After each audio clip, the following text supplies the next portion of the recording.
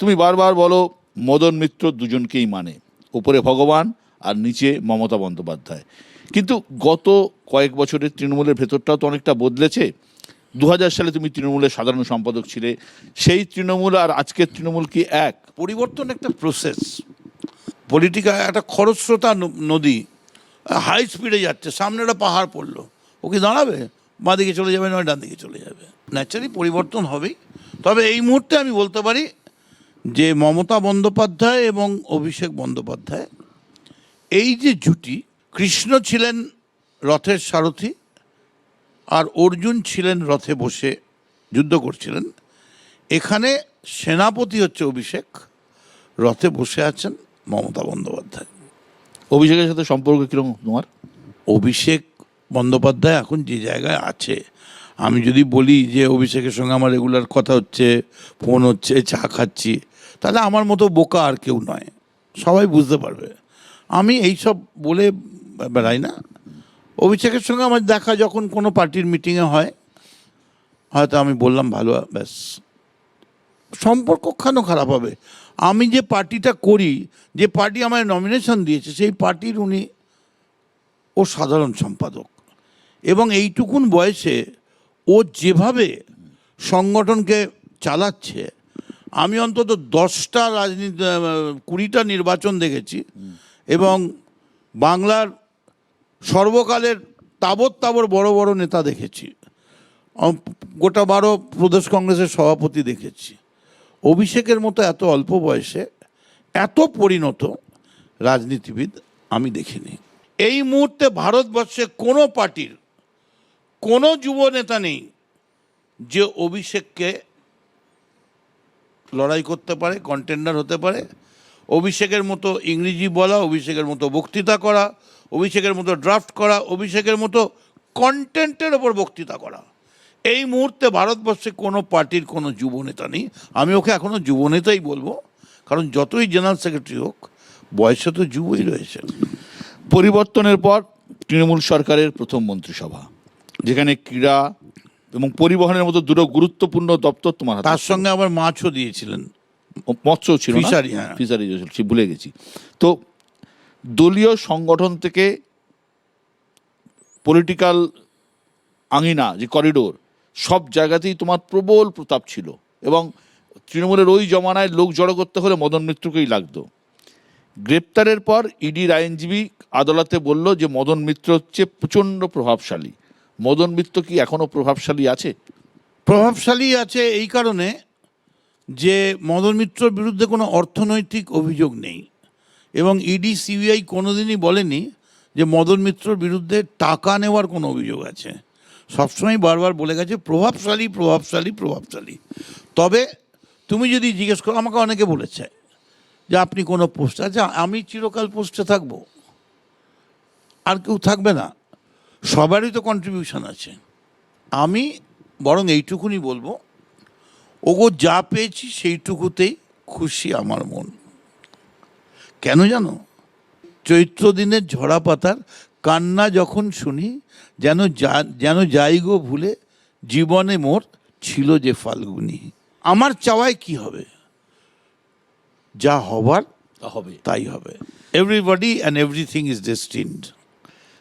ডেস্টিনির কথা বললে শোনা যায় এই দেড়েক বছর দুয়েক আগে নাকি সিবিআই আবার এসেছিল তোমার বাড়ির তল্লাশিতে, তুমি নাকি সিংহের মতো একটা কুকুর ছেড়ে দিয়েছিলে।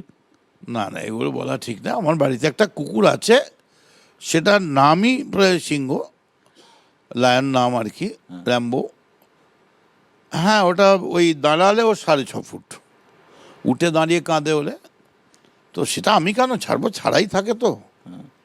গ্রেট ডেন। অফিসারদের কাঁধে নাকি পা দিয়ে দাঁড়িয়ে চোট না না না না না, সেটা ঠিক না। তবে সিবিআই বেশিক্ষণ থাকেনি, মানে 1 কাপ চাও খেতে চাইনি আমি, চা বলেছিলাম খেতে। কুকুরের ভয়?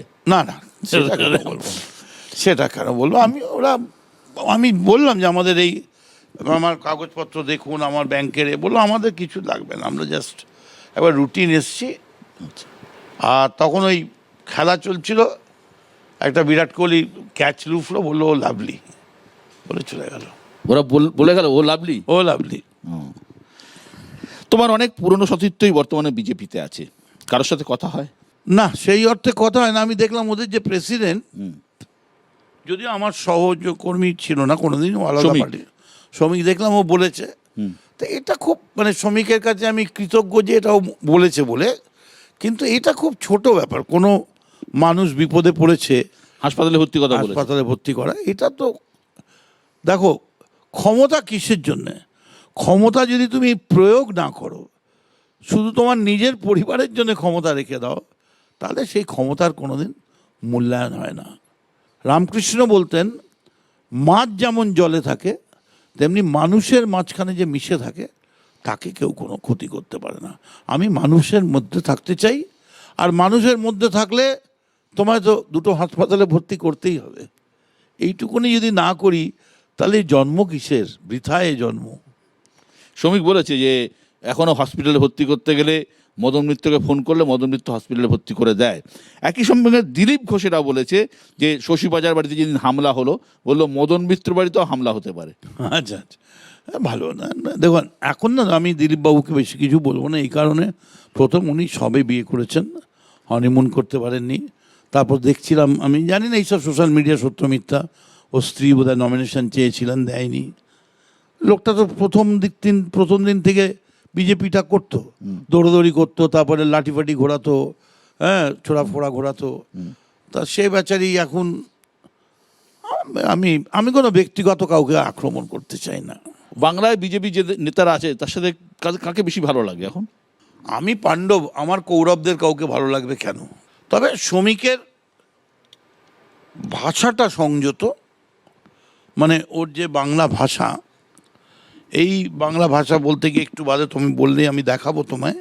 আমি নিয়ে এসেছি দুটো বই। একটা হচ্ছে বর্ণ পরিচয়, এটা তুমি নাকি বিলি করছো তোমার ভোটারদের এটা মধ্যে? প্রত্যেকটা বাড়িতে দিচ্ছি। বিদ্যাসাগর, সহজ পাঠ, রবীন্দ্রনাথ। এবং শুনলে অবাক হয়ে যাবে, বাড়িতে যখন আমরা যাই ভোটের ব্যাপারে, বাচ্চারা কেউ এগোয় না, বড়রা আসে, যেই দেখে এইটা দিচ্ছি, বাচ্চাগুলো চকলেট নেবার মতো দৌড়ে এসে হাত থেকে ছিনিয়ে নিয়ে চলে যাচ্ছে। নিয়ে সোজা গিয়ে বসে দেখছি সুর করে বাচ্চাগুলো পড়ছে, নিজেরাই বাচ্চাগুলো সুর করে করে এই সহজ পাঠ থেকে বলছে, ভক্তরামের নৌকো শক্ত কাঠের তক্তা দিয়ে তৈরি, ভক্তরাম সেই নৌকো সস্তা দামে বিক্রি করে। মানে বাচ্চারা কি আনন্দ পাচ্ছে। ওইখানে মা পুকুর পাড়ে, জিয়ল গাছের বেড়ার ধারে, কোথায় হব বনবাসী, কেউ কোথাও নেই। ওইখানে ঝাউতলা জুড়ে বাঁধবো তোমার ছোট্ট কুঁড়ে, শুকনো পাতা বিছিয়ে ঘরে থাকবো দুজনেই। বাঘ ভাল্লুক অনেক আছে, আসবে না কেউ তোমার কাছে, দিন রাত্রির কোমর বেঁধে থাকবো পাহারাতে। এরা কিন্তু রাত পাহারার কথা বলছে না, এরা নিজের মাকে পাহারা দেওয়ার কথা বলছে। মানে বাচ্চাগুলো পাগল হয়ে যাচ্ছে, আরো দিন, আমার বন্ধু আছে তার জন্য দিন। আরে কত দেবো, ছাপাতে কত পারি?